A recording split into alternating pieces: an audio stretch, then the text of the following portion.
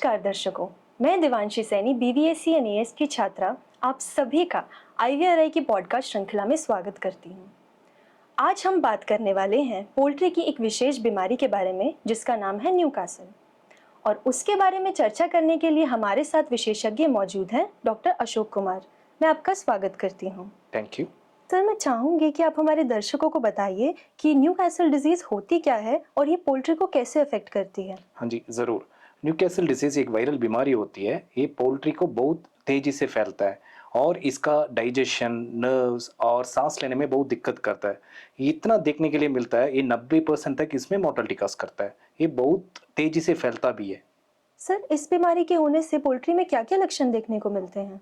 अगर हम लक्षण की बात करें तो इसमें हरा बीट हमको मिलता है और सांस लेने में दिक्कत और इसका गर्दन और विंग्स और लेग में पैरालिसिस मिलेगी और बहुत सारे बीमा बर्ड्स ऐसे बिना सिम्टम्स का मर जाते हैं और कितना भी बर्ड्स अंडा देते हैं तुरंत अंडा बंद कर जाता है और वापस कभी आता भी नहीं है।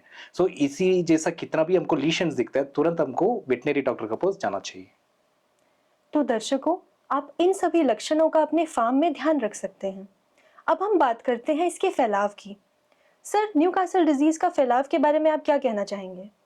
देखिए, न्यूकैसल डिसीज़ 2 तरीके से फैलता है। एक तो हम कहते हैं डायरेक्ट ट्रांसमिशन और एक और indirect transmission. Direct transmission bird to bird फैलता है, इनडायरेक्ट ट्रांसमिशन किसी आदमी से फैलता है और उसका बर्तन से फैलता है, कपड़े से फैलता है। और डायरेक्ट ट्रांसमिशन लेते कितना भी बर्ड्स अफेक्टेड है, उससे दूसरा बर्ड पकड़ता है।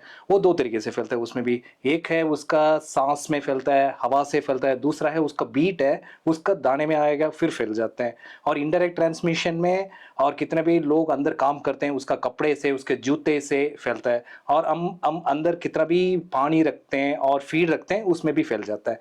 ये इसलिए ये कंट्रोल बहुत इंपॉर्टेंट है ये सारा देखने के बाद। तो अभी हमने जाना कि न्यूकासल का फैलाव कैसे होता है। सर, अब मैं चाहूंगी कि आप हमें बताइए कि अगर किसी पोल्ट्री फार्म में इसके लक्षण देखने को मिले तो फार्मर को सबसे पहले क्या करना चाहिए? बर्ड्स में लक्षण मिलने के बाद हमको तुरंत कृषि विज्ञान केंद्र और वेटनरी डॉक्टर से संपर्क करना चाहिए बिकॉज ये वाला बीमारी बहुत तेजी से फैलता है। हम एक दिन भी लेट हो गया तो ये पूरा फार्म को अफेक्ट करता है। तो सर, न्यूकासल के फैलाव को रोकने के लिए हमें किन-किन बातों का ध्यान रखना चाहिए?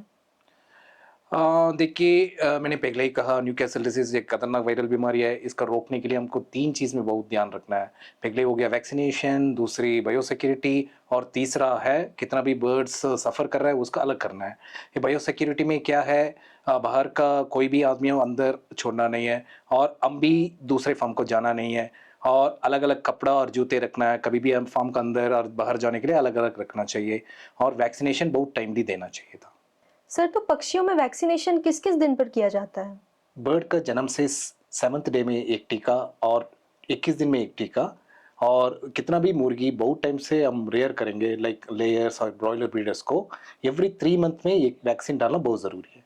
फार्म में जो पक्षी मर जाते हैं, किसानों को उनके साथ क्या करना चाहिए? फर्स्टली वो कितना भी बर्ड्स मर रहा है उसका बाहर फेंकना नहीं चाहिए, खुले में फेंकना नहीं चाहिए और बर्ड्स मरा हुआ उसका तुरंत जलना चाहिए। नहीं है तो 3 फीट गहरा गड्ढे में चूना डाल के दफना देना चाहिए। सर, तो क्या न्यूकासल का फैलाव इंसानों में भी देखा गया है? जी हाँ, इंसानों में भी आंखों में जलन और फ्लू जैसा सिम्टम्स मिलता है और हमको इतना ध्यान रखना है कोई भी फार्म हम जाते हैं हमारा हाथ को साबुन से अच्छा से धोना है। सर, तो क्या बीमारी की पुष्टि होने के बाद मांस और अंडे बेचना सही रहता है? नहीं है जी, पुष्टि होने के बाद तुरंत अंडा और मीट बेचना बंद करना चाहिए। सर, अंत में मैं चाहूंगी कि आप हमारे सभी दर्शकों को एक टेक होम मैसेज दीजिए। मैं अपने किसान भाइयों से यही कहना चाहूँगा, न्यूकैसल डिसीज़ खतरनाक ज़रूर है बट उसका बचाव बहुत आसान है। बस याद रखिए, बर्ड्स को अलग करना, सफाई करना और टीका टाइम से लगाना, ये 3 ही बहुत इम्पोर्टेंट है। तो दर्शकों, आज हमने न्यूकासल के बारे में काफ़ी महत्वपूर्ण बातें जानी और वो बातें हमसे साझा करने के लिए मैं डॉक्टर अशोक कुमार का धन्यवाद करना चाहूँगी।